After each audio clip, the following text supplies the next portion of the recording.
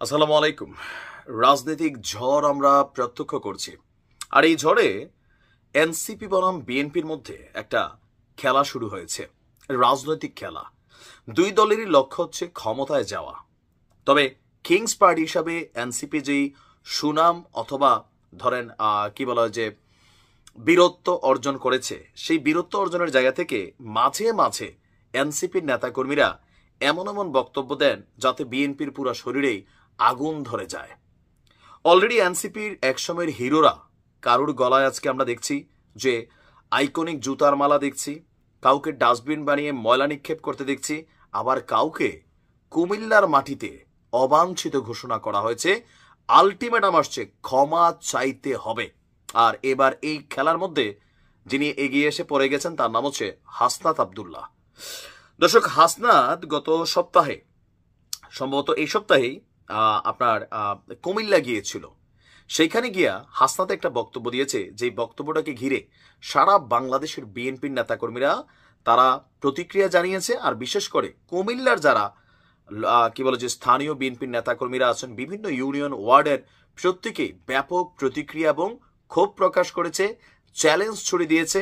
আর যদি হাসনাত প্রমাণ করতে না পারে তাহলে তাকে কুমিল্লার মাটিতে অবাঞ্ছিত ঘোষণা করা এবং কি তার বক্তব্য প্রত্যাহার করে তাকে আনুষ্ঠানিকভাবে ক্ষমা চাওয়ার আলটিমেটাম দিয়েছে আপনার বাংলাদেশ জাতীয়তাবাদী দল। জাতীয় নাগরিক পার্টির মুখপাত্র হাসনাত আব্দুল্লাহর যে বক্তব্য যে বিএনপির রাজনীতি আওয়ামী লীগের টাকায় চলে, কেউ কেউ বলছে যে তোমাদের রাজনীতি আওয়ামী লীগের টাকায় চলে কেন?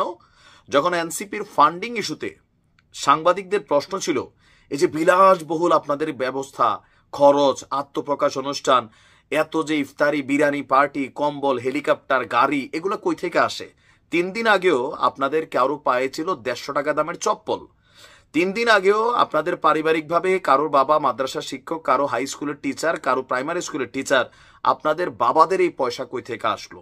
তখন থেকে তাদের যে বক্তব্যটা ছিল, তাদেরকে অনেকেই টাকা দেয়, তবে সেই ব্যবসায়ীদের মানে কল্যাণে বা তাদের নিরাপত্তা চিন্তা করে তারা নাম প্রকাশ করেছেন। এমনকি কয়েকটি বড় বড় কোম্পানিজের নাম উঠে আসছে, তখনই সন্দেহ হয়েছে যে আপনারা নাম যখন প্রকাশ করেন না, আপনারা আওয়ামী লীগের টাকা খাইয়া আপনারা আপনাদের দল বানাচ্ছেন। এটা ছিল পাল্টা বক্তব্য বিএনপির বা যারা সমালোচক আছে এনসিপির। এখন 19 মে গতকালকে কুমিল্লা প্রেস ক্লাবে একটা সংবাদ সম্মেলন আয়োজন করেছে কুমিল্লার বিএনপির নেতারা।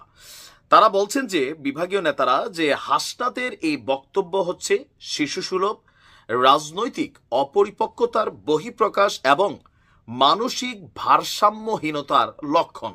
মানে মানসিকভাবে ভারসাম্য নাই হাসনাত আব্দুল্লাহর। এটা অনেকেই বলেন যে জোশে আইসা সামনে অডিয়েন্স দেখা মাঝে মাঝে এমন এমন বক্তব্য দেন, তারা ভুলাই যান যে তারা কে বা কাদের নিয়ে কথা বলছেন। সংবাদ সম্মেলনে লিখিত বক্তব্য পাঠ করেন কুমিল্লা বিএনপির সাংগঠনিক সম্পাদক সেলিম ভুইয়া।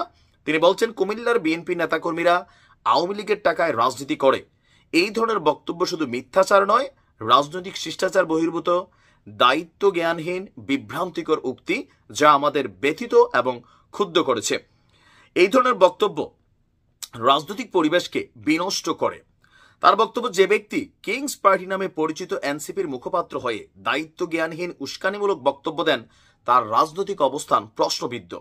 আমরা মনে করি অন্তর্বর্তী সরকারের উচিত হবে এই ধরনের ছেলে মানুষই অপরিপক্ক রাজনীতিবিদদের মাঠ থেকে সরিয়ে অবাধ এবং সুষ্ঠু নির্বাচনের পরিবেশ নিশ্চিত করা। তো ফাইনালি তাদের বক্তব্য যে আপনার এই আন্দোলনে বিএনপিরও যথেষ্ট ভূমিকা ছিল এবং হাসনাত আব্দুল্লাহকে 1 সপ্তাহের সময় দেওয়া হয়েছে। হাসনাত যদি তার বক্তব্য প্রত্যাহার না করে নিঃশর্ত ক্ষমা না চায়, তাহলে কুমিল্লার কোথাও সে মিটিং মিছিল করতে পারবে না। কেন্দ্রীয় বিএনপির কাছে তাকে ক্ষমা চাইতে হবে। তাকে ক্ষমা চাওয়ার সুযোগ দিয়েছি, 1 সপ্তাহ আমরা তাকে সময় দিলাম।